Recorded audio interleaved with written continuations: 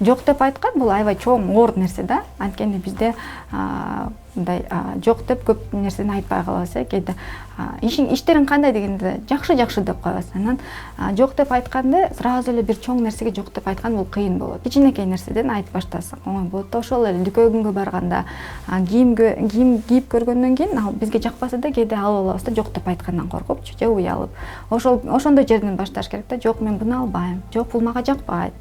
Кичинекей нерседен баштап, анан бул нерсени ар бир нерсеге практика керек. Күнүгө мындай машыгыш керек да. Анан машыккандан кийин бизде ал көнүмүш адат болуп калат. Башында жок деп айткан аябай кыйын болот. Анан бир учур болот, баардык нерсеге эле жок дей берет да. Ооба дегенди унутуп калышы мүмкүн.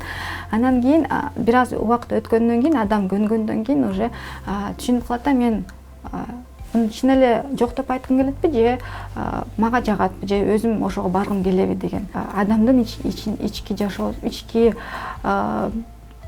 эго состояние деп коет, чоң адамдардын чоң адам болгону белгиси да, мен жок деп айтканды билген. Ар бир адам өзүнүн каалаган нерсесинин белгиси.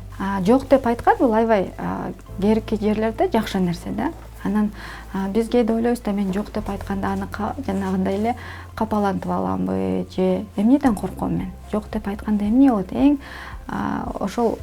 Ошол жерде эң коркунучтуу ойду чыгарыш керек да. Мен жок деп айтсам ал эмне кылат? Мени таштап кетеби?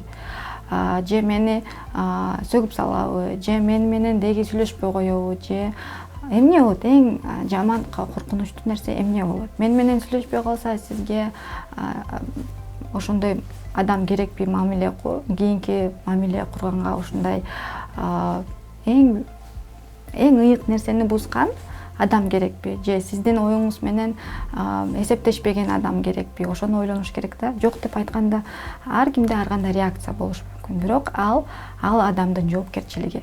Сиздин жоопкерчилигиңиз жок деп айткан. Анан ал кандай реакция болот? Ар бир адамдыкы ар кандай болушу мүмкүн. Ал кандай реакция болсо, анын жоопкерчилиги. Эгер ал чыр-чатак чыгарып, же уруш болсо, же кол көтөрсө, анда бул зөкүр адам деп айтсак болот. Анткени башка адамдын жан дүйнөсүн, оюн сыйлабагандыгы болот. Анан эгер биз бири-бирибизди мамиледе сыйлабасак, анда кийинки турмушубуз оор болуп калышы мүмкүн. Андан көрүкчү ушул жерде жок деп, ушул жерде токтогон мамиле мүмкүн сизге бул тажрыйба болуп, сиз башка адам менен будан жакшы мамиле куруп кете аласыз. Анан кийин жок деп айткандан корккондо дагы кандай кесепет болушу мүмкүн. Кээинки адамдар ойлошу мүмкүн. Бул кыздын өзүнүн ою бар экен, өзүнүн сөзү бар экен. Наоборот, мындай авторитетиңер көтөрүлүп калышы мүмкүн да кээинки кезде. Эми баардык жакта эмес, анан ар бир ситуация менен байланыштуу болот да.